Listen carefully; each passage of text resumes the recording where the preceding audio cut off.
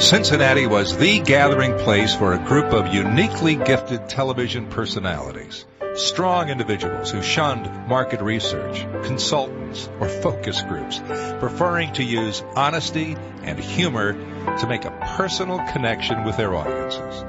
Most of these folks have passed into the realm of legend, but few of them enjoyed a career as memorable or long-lived as Dick Von Hane's The Cool Ghoul. I'm Jim Scott, and for the next half hour, we'll look at one of the most beloved characters in local TV history as we remember the Cool Ghoul.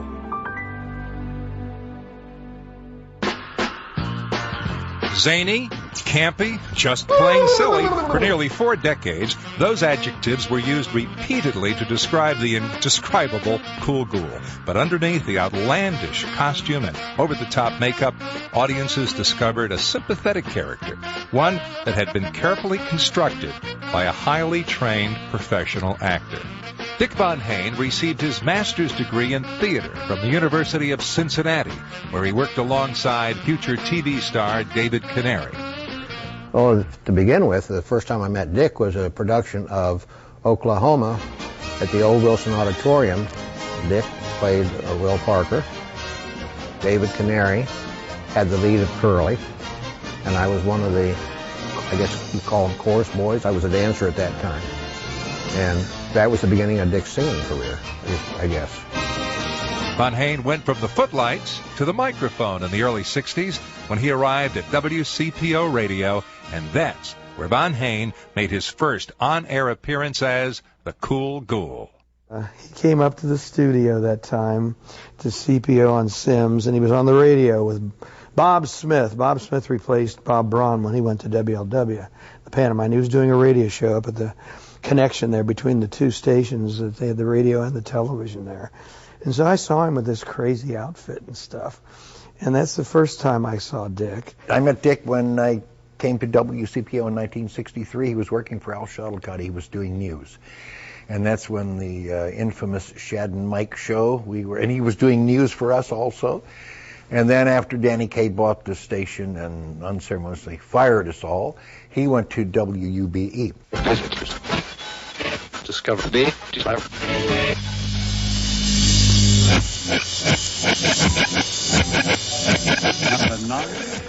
1968, possibly the most tumultuous, contentious, and painfully wrenching year in American history.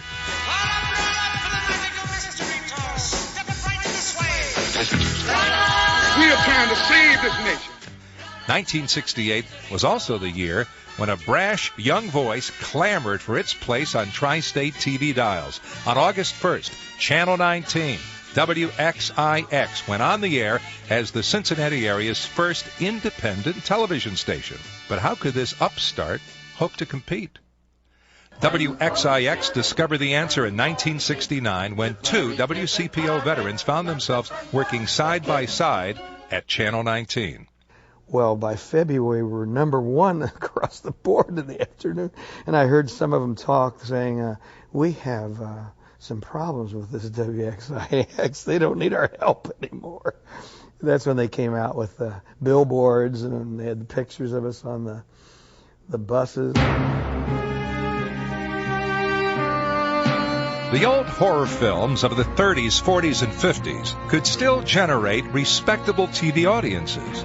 But Channel 19 wanted to add something more to the mix, something that would connect with everyone, from toddlers to teens. And Dick Von Haene had it when he stepped into the persona of the Cool Ghoul. When Dick came in, it just opened wide. Everybody in town, still to this day, they'll talk about the Larry Smith Puppets and the Cool Ghoul on Channel 19. NBC presents Rowan and Martin's Laugh-In.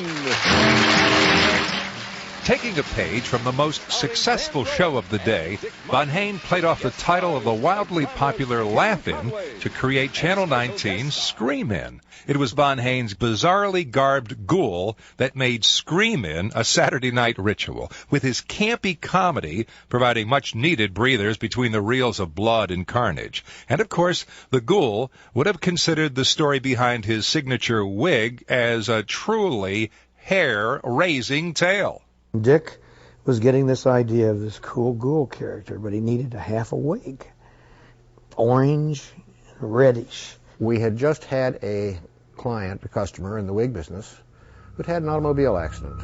He went up to the theatrical company and talked to John Shintz, and he said, I need just this half. He said, say no more. He said, this is driving these women crazy that work here. Come back in a week and I'll have it. And my partner as a makeup artist had been asked to do the makeup job in the coffin. And the woman wore wigs all the time. So he took one of her wigs and cut it in half. And put the front half of the wig on the corpse in the coffin. Well, we had the back half of this wig sitting around. So Dick goes back, and sure enough, here's this beautiful orangish red half wig. And he said, well, that's great, exactly what I need. He says, yeah, just get it out of here. He says, well, what's the story on this? The front half of that wig was on a corpse in the grave. Dick didn't know that for years. That was the Cool Ghoul's wig that he wore underneath that hat when he went No matter where the hair, the cap, or the cape came from, the Cool Ghoul was an instant hit. In this rare video, Dick Von Hoene takes a behind-the-scenes look at the Scream-In phenomenon.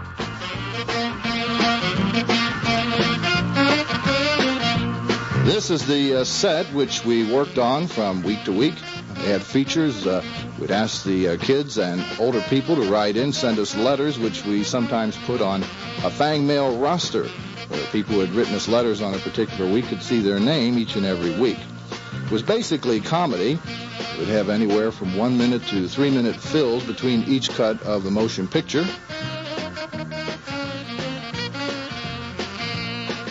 In all, we'd have 14 to 16 minutes approximately per hour on the program. It was a blend of comedy and music and what we thought were some of the best horror and science fiction flicks around, including the old shock package of the original Karloffs and Lugosi's. If the Ghoul's look wasn't enough to attract your attention, there was also that sound. You know, the little stuff? Yeah. I can't do that.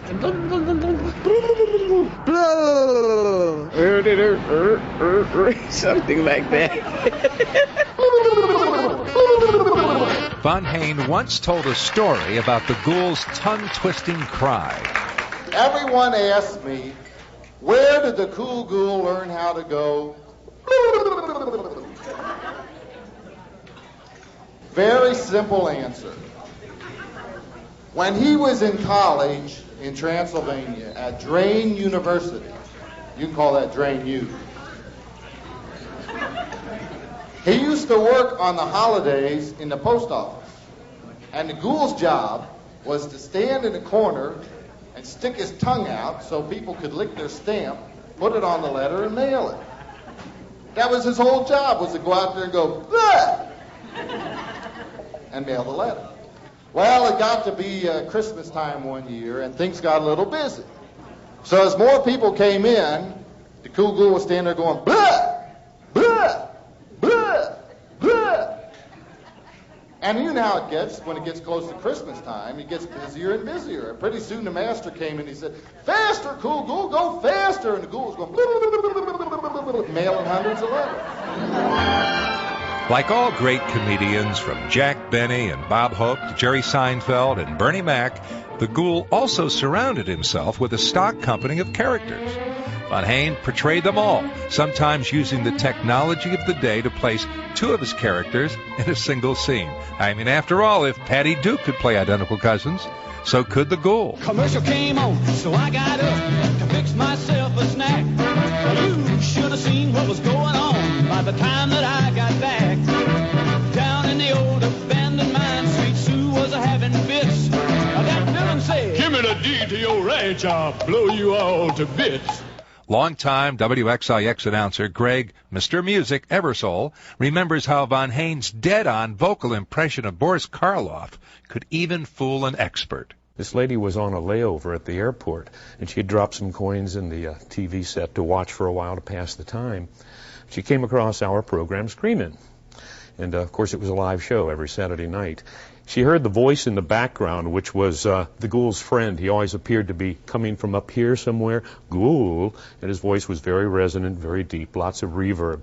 And he always played a major part in each Saturday night's performance. And this lady said, he sounds so much like a gentleman that I used to work for. And Dick said, well, who's that? Well, it turns out this lady, for 33 years, had worked as the private secretary to Boris Karloff. It's a true story.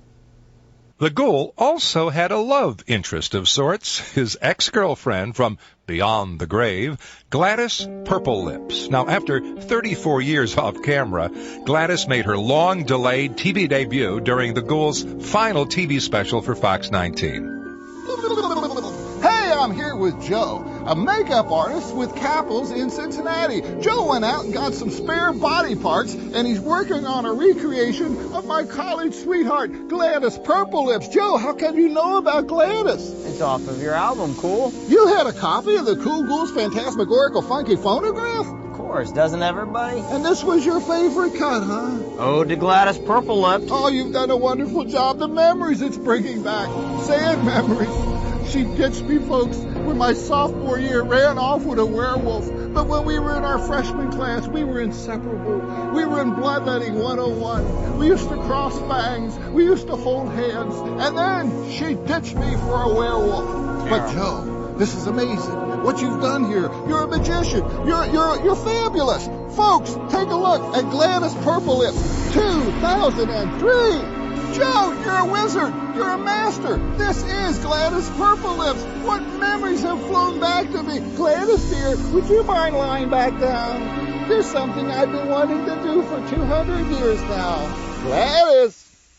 In case you get hungry. Cool. To heck with Gladys. She was a bummer anyway. Even though the Cool Ghoul and Scream-In were indelibly associated with the age of flower power, some of Von Hain's gags provided a link to an earlier time in local TV. For example, there was Scream-In's take on the 1950s tradition of pantomiming popular hit records.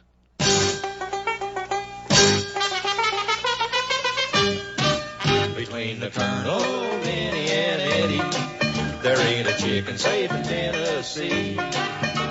If you've got feathers and you're clucking, a Southern fried chicken dinner you'll be. A Rhode Island Red, he was lucky. He made it to the border of Kentucky. The chicken little ain't with us no more. He was pecking round the Colonel's door. Between the Colonel, Minnie, and Eddie, there ain't a chicken safe in Tennessee. The chicken pluckers are a-plucking to a mournful melody. If you're a duck, then you're in luck. If you're a goose, they'll turn you loose. Between the Colonel, Minnie, and Eddie, there ain't a chicken safe in Tennessee. Why does a chicken cross the road? You ask why. He don't want to end up in a deep, deep fry. He don't want to end up in a box that's 4x4, surrounded by potatoes, biscuits, and coleslaw.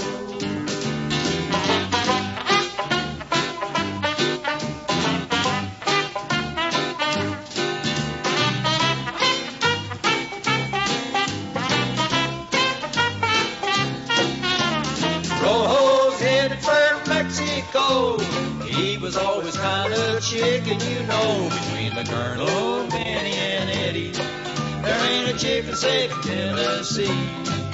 Oh, it ain't no fun to be a chicken, as any fowl can plainly see. Between the Colonel, Eddie, and Minnie Pearl, there ain't a chicken safe in Tennessee.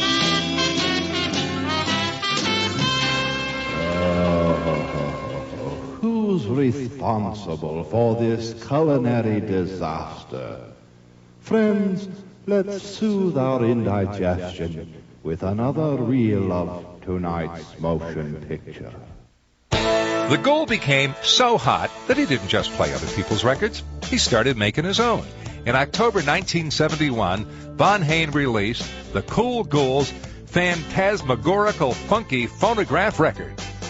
The Ghoul even had his own backup rock band, the Gravediggers, billed as an assortment of description-defying demons and dips. With a record album, a rock band, and a top-rated TV show, Von Hoene made endless rounds of personal appearances. I asked him one day, I said, well, what kind of special occasions do you do the Ghoul for? He said, I'm very selective. He said, like supermarket openings, cornerstone legs, bar mitzvahs, fist fights. He said, I'll do anything. And that's when he was really active with the Ghoul. No matter where Von Hoene went in the tri-state, crowds just couldn't get enough of the Cool Ghoul. Almost a yearly event was an appearance here at this particular park. This is the Swordsville Lake Amusement Park in Middletown, Ohio. We set crowd records each and every time the Ghoul appeared. People turned out, were very, very receptive. We also, in our first year, set a record at the old Coney Island. This is Holiday on Ice, another annual appearance by the Cool Ghoul. We filled the house that particular night as well. Managed to stay on our feet, too. One of those fans was a young boy who'd also become a familiar face on Cincinnati TV screens. We went to see him at Burger Chef when he came on Winton Road near Fleming, and he came and he was there with the Gravediggers, and the Gravediggers used to put all their equipment in a hearse and travel around, and he was there. We were there too. Cool Ghoul's coming to the neighborhood. You go. Then there were countless appearances of all shapes and sizes. This particular one was a Halloween appearance in our very first year at an Arby's restaurant. We had an interesting tie-in there with Arby's, a Cool Ghoul special that ran for approximately 3 months. Pop art-size poster, a glass of type ARB, and an Arby's sandwich. The Arby's connection led to the company's sponsorship of the Ghoul as part of the Arby's All-Stars for Charity. Pro teams were also susceptible to the growing Ghoul mania as Von Hoene rubbed shoulders with the likes of Bob Cousy and the Cincinnati Royals.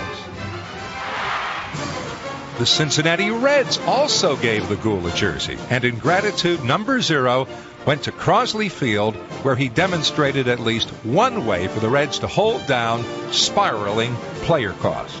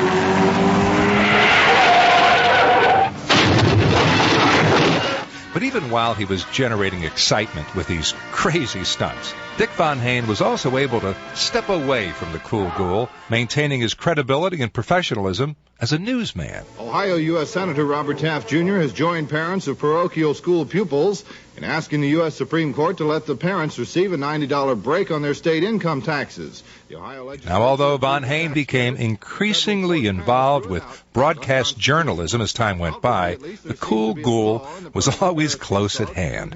While the Ghoul only had a 3.5-year run on WXIX, the character's appeal was so strong that the station brought the Ghoul back for Halloween specials throughout the years. Trick or treat! Trick or treat! Is that C, Ghoul? How quickly they forget. Hello, Hello, how are you? Yes, yes. Do you have some treats perhaps to give me? Sure. What do you need? Some candy. I've been getting everything but candy tonight. No candy. No? Candy's bad for your teeth, Ghoul. Oh, I know. Oh, hey, could you use a little cash? Could I use some cash? Huh? Money? All right. Yeah. Okay, let me Anything see. you got. I've been kissed by a frog, kicked around by Okay, a football here. player. Look here. Money from Look Johnny here. Bench. Money. John, Here, what is this? take a few dollars. What is this, John? It's just some meshed up money that we have down at the bank and stuff. Really money? Yeah, here. I can't spend it. No, go ahead. Here, thank help you very yourself. much. You're very nice. I appreciate you very much. Oh, what the heck? You're my friend, Ghoul, and it's Halloween. Here, you take it. All right. Thank you, John. Thank you, John. Happy Halloween. Happy Halloween, everybody. During the early 1980s, Von Hain and the Cool Ghoul headed south for TV station WCTI in New Bern, North Carolina, where the Ghoul's timeless routines reached new audiences.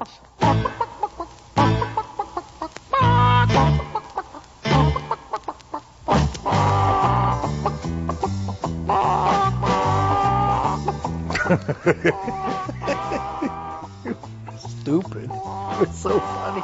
It was stupid. And he used to, I mean, what, is this, it was wonderful. Intellectual humor? Hardly. But the appeal of the Cool Ghoul has endured for nearly 4 decades. What was the secret to Dick Von Hain's success? It wasn't a facade. It came from here and it went right out. I mean, that's what we're talking about, Ruth Flans or Dick or any of these people. It was there, it was them, it was true. Eye of newt, tail of toad, a pinch of salt, boil, tumble and broil. Say, what are you making? A Halloween potion. This is where I brew my wishes into reality. My dark kettle, my magic cauldron, my... Crockpot. What? That's a crockpot. Yes, so?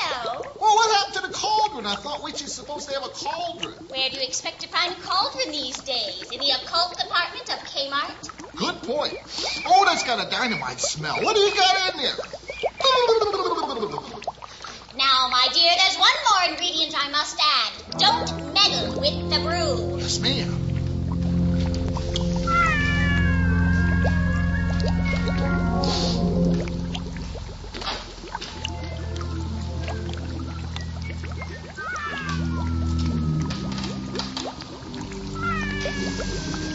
Nearly all hospitals... With the exception of the occasional Cool Ghoul specials on Fox 19, Dick continued to devote his time to news and public affairs, providing real-world lessons to young, up-and-coming talent.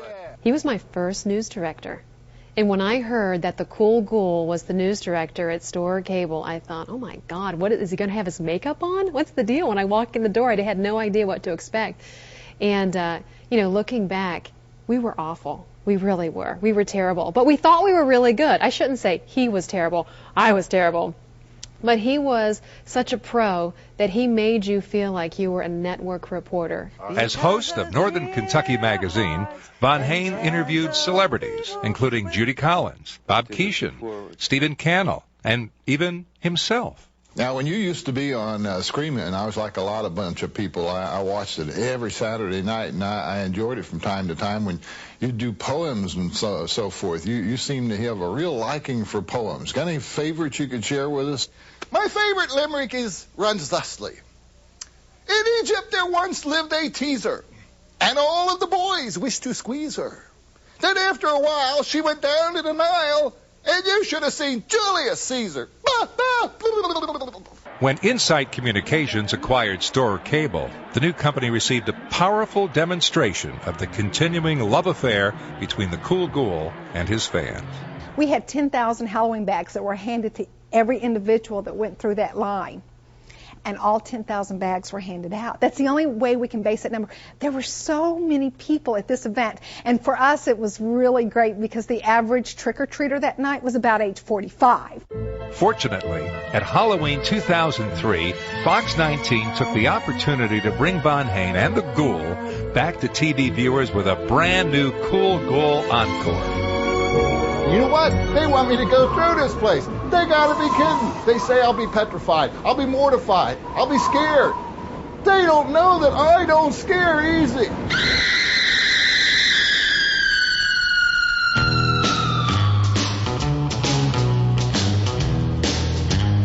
You need need a facial.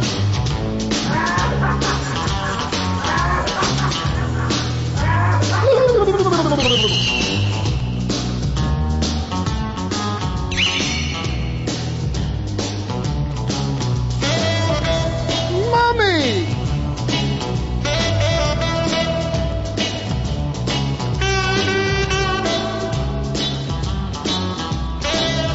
You need breath mints.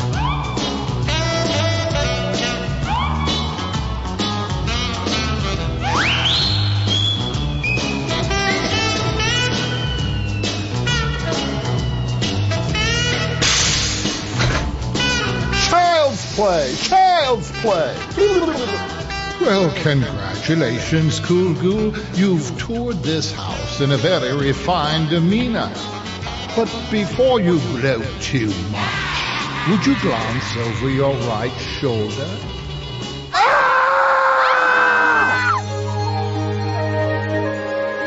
For almost 40 years, Dick Von Hane's Cool Ghoul remained a Queen City icon, transcending time and fashion with an appeal that cut across several generations. Still, the news of Von Hane's death on February 4th, 2004 triggered waves of nostalgia among the grown-up youngsters who had once twisted TV antennas into place to watch the Ghoul's Saturday night antics.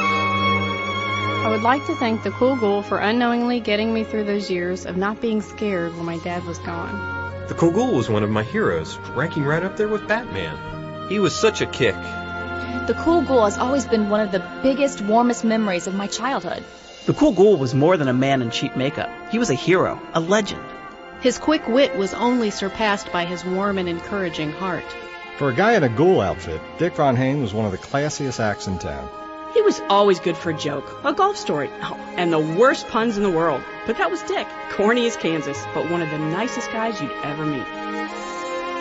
Like neighborhood movie theaters and rotary dial phones, the Cool Ghoul, Dick Von Hane's scare-free, gore-free clown from the crypt, is embedded in the fabric of our collective memory, a cherished childhood treasure from a gentler time. The innocence is gone forever. And boy, that's sad.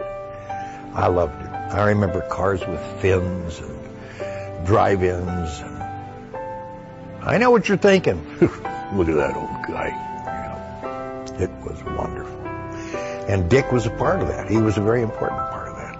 I wouldn't be doing what I'm doing now if it wasn't for the Cool Ghoul. He believed that we had the ability to brighten somebody's day, and he was sincere about that. You know, he never talked down to anybody, and he never put on airs with anybody. He was always Dick Von Hane, and that was the thing that I immediately noticed about him. And he just talked to us. Well, I'll tell you what, Dick was not a gentleman. He was a gentle man, and God, he had a great sense of humor. It just came through, and it was there, and it was sincere. It was good. I think the one thing I took away from Dick Von Hane is that I never took myself too seriously, because he didn't either. Dick will always be with us in our memories, that's for sure. The times we had with all the fun times, and they were just uplifting. They were just great. And he could get the audience to go along with him, and the kids loved it, and the parents loved it. The ones now that are the parents are the ones that come up to me and also to Dick when he was doing the Cool Ghoul. I just love that. It's kind of a good remembrance of their childhood. Remember that? Never forget that. I will never forget that. See, everybody, and remember, keep peace and love in your hearts and be good to each other. I'll see you around.